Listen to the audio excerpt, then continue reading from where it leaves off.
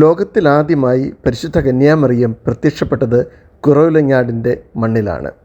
പരിശുദ്ധ കന്യാമറിയം കുട്ടികൾക്ക് പ്രത്യക്ഷപ്പെട്ട് അത്ഭുത നീരുറവ കാണിച്ചു കൊടുക്കുകയാണ് ഉണ്ടായത്. ആട് മേയ്ക്കുന്നതിനിടയിൽ വിശന്നു വലഞ്ഞ കുട്ടികൾക്കാണ് മുത്തിയമ്മ പ്രത്യക്ഷപ്പെട്ട് കല്ല് അപ്പമാക്കി നൽകുകയും തെളിനീർ തെളിച്ച് നൽകുകയും ചെയ്തത്. ഈ ഉറവയിൽ നിന്ന് ജലം നുകരുന്നതിലൂടെ ആത്മീയ ശാരീരിക സൗഖ്യവും ഉദിഷ്ടകാര്യ സാധ്യവും ലഭിക്കുന്നതായി അനേകായിരങ്ങൾ സാക്ഷ്യപ്പെടുത്തുന്നു. മുത്തിയമ്മ പാദസ്പർശനത്തിലൂടെ അനുഗ്രഹിച്ച ഈ മണ്ണിൽ അമ്മയുടെ ദിവ്യ സാന്നിധ്യം ലക്ഷോപലക്ഷങ്ങളാണ് അനുഭവിച്ചറിയുന്നത്. കിണറിന് ചുറ്റും പ്രദക്ഷിണം വയ്ക്കുന്നതും നീന്തുന്നതും ഉദിഷ്ടകാര്യത്തിന് വഴി തുറക്കുന്നതായി അനേകായിരങ്ങൾ സാക്ഷ്യപ്പെടുത്തുന്നു.